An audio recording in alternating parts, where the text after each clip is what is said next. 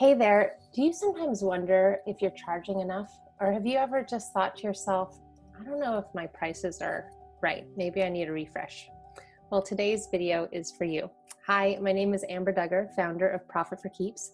And in today's Profit for Joy episode, we're going to be talking all about pricing. So what does it mean to charge enough money for something? Well, let's take a step back and just think about what it is that we are doing when we are charging. We are allowing an exchange of money for a service or an experience, or for someone to really place high priority on the actual experience or transformation. So this is really important to recognize that when you're in a service-based industry or a transformation-based industry, such as coaching, courses, things like that, you want to be thinking in the eyes of your client. Is your price serving your client? Now, you may be thinking, well, what do you mean by that? Wouldn't they all just want everything for free? Well, think for a moment the last thing you received for free.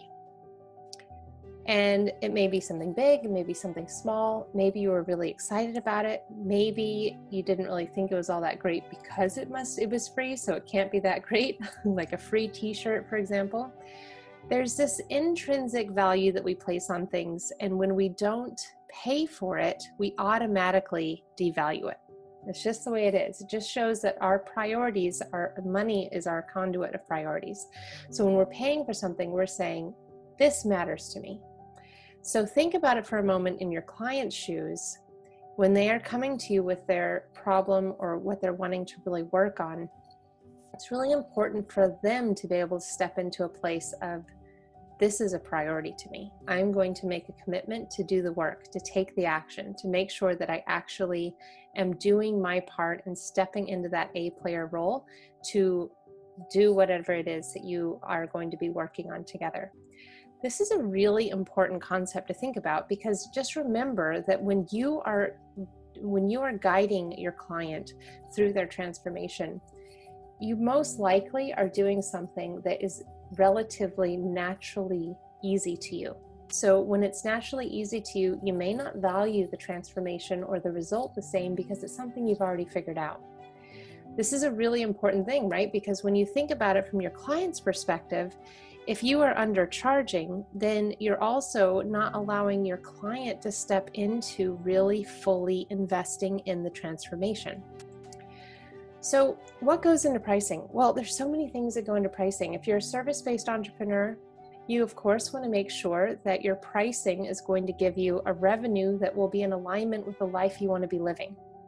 This is really important, because if you're not making that money and you're always feeling a bit behind, you're going to be in this scarcity mindset. You're going to feel anxious, you're going to feel frustrated, and it's something that I believe if more businesses were to take a moment and truly see the amount of money they need to be making, the amount of spaces they have available to take on clients, or the amount of course sales they need to make, or the amount of VIP days they need to do, and it all made sense on paper, there would be so much more expansion. And that's what I'm on a mission to help you do, is to really be able to make sure that your business is aligned to make the money that allows you to have enough money for the things you care about, right?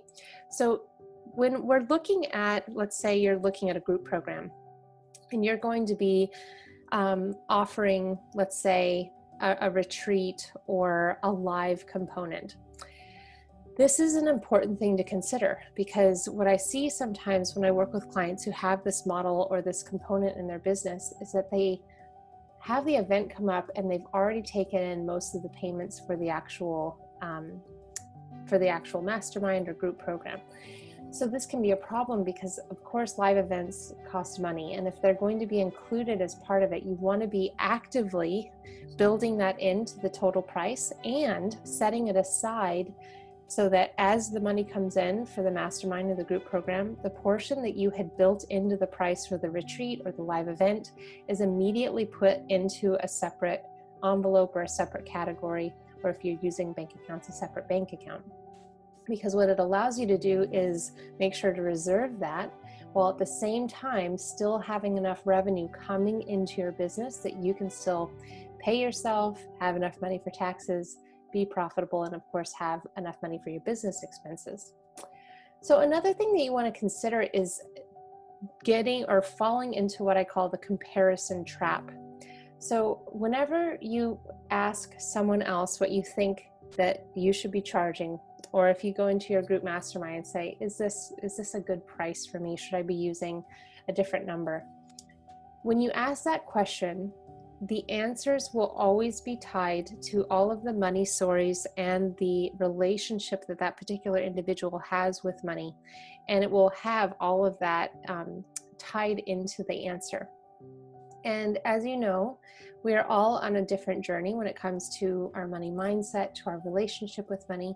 And so we can easily start to get persuaded on thinking either a price is way too high or a price is way too low. So you definitely want to be looking more from within on a intuitive level. And you also want to be looking practically at, does this price align with the type of business and lifestyle I want to be living? Will I be able to make that amount of money per month with my particular pricing that I have right now? If not, what do I need to change? Do I feel comfortable charging this new number? So there is this thing of like, I notice when people first start out that they may undercharge, and then they get into this mindset of, if I'm going to charge more, I need to do a whole bunch more work, or this person would never ever be able to pay this, or the people that I'm working with would balk at this new number. I just want you to remind yourself that where you are now has attracted people at a certain price point. So if you're wanting to up-level your price point, you may actually be looking at a different target market. And that, what I find is that when I first started out and I was charging less, I was getting much less committed clients.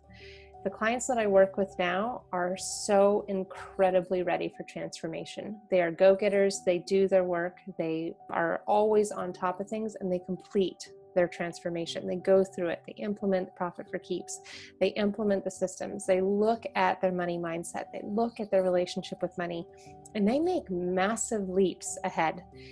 And I do believe it has so much to do with the fact that they are given the chance to fully invest in the process, to allow them to say, yes, this is important to me. I mentioned a minute ago about, the fact that if you're already, comfortable with, if you're already comfortable with what you do, you may not value that service. That's something I learned from Michael Hyatt. And so he said, of course, you're not going to pay that kind of money for the thing that you've already figured out. Like, why would you do that? And it's the same as for a person that's coming to you that is struggling with that. Put yourself in their shoes to really be able to say, okay, I get this now. I get why they would definitely, if they truly believed that they could get that transformation, that they would pay that kind of money. So it must make sense with your revenue goal, the pricing of your packages, your products. That's one thing you want to remember. And the way you structure your business is really important, because if your pricing is not in alignment with the way that you're making money, or the structure of your business is not going to be able to make the amount of money that is required to live that life, then you want to relook at your business model. You want to feel comfortable stating the price. Consider practicing in the mirror so that when you calculate your new price, you can say, okay, and be able to say it. Learn to say it only when asked, not before. So when you're in a conversation, you always want to allow your prospect to truly see themselves being transformed.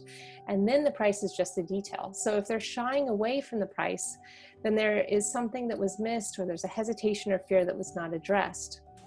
So when you're going through your sales conversation and they aren't really certain about whether or not they want to move forward, dig a little deeper, learn more about where that they might be. Give them permission to fully be vulnerable in sharing their hidden fear, and say it in a way that allows them to really feel comfortable that they're in a safe space to share this.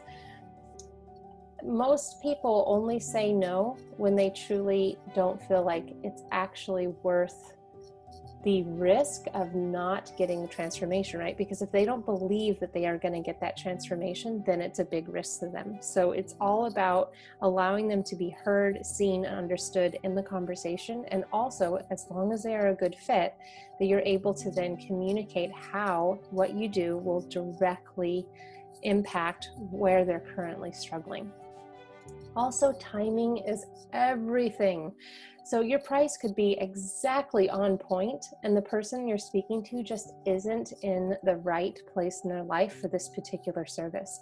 So just know that even if you're getting no's, it's because it's not in alignment for them in perhaps the timing of it, or maybe it's not their actual top priority at the moment. But just know that there always is someone where it is their top priority. And so sometimes, just making sure to take a step back and saying, okay, it's not my price, it's the fact that this person is just not the right time for them.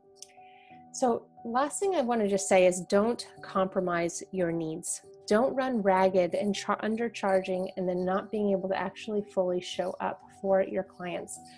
It's important that your cup is full, that you're able to charge, to be able to have the life that you desire, and at the same time that you're getting radical, amazing transformation for your clients, but that you're allowing them to step into that because they are making it a priority. It is never your responsibility to do their work for them, right? It's your responsibility to hold the container, to give them the tools that are going to help accelerate and amplify their transformation.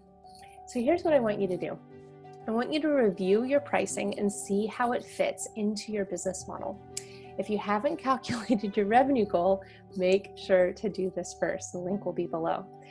But ultimately, you want to be looking at, does my business model make sense for the amount of money I want to be making? And that's really where you can start to reverse engineer your pricing. Did you like this video? Be sure to subscribe to my YouTube channel to get notified when future videos are published. Become cash flow savvy by joining our Sweet Life Purposeful Money community by visiting amberduggar.com/community. This is where we help you become a truly profitable and sustainable online business. Until next time, remember, money is simply a resource, and making peace with money allows you to pursue the things you enjoy with freedom. Much love to you.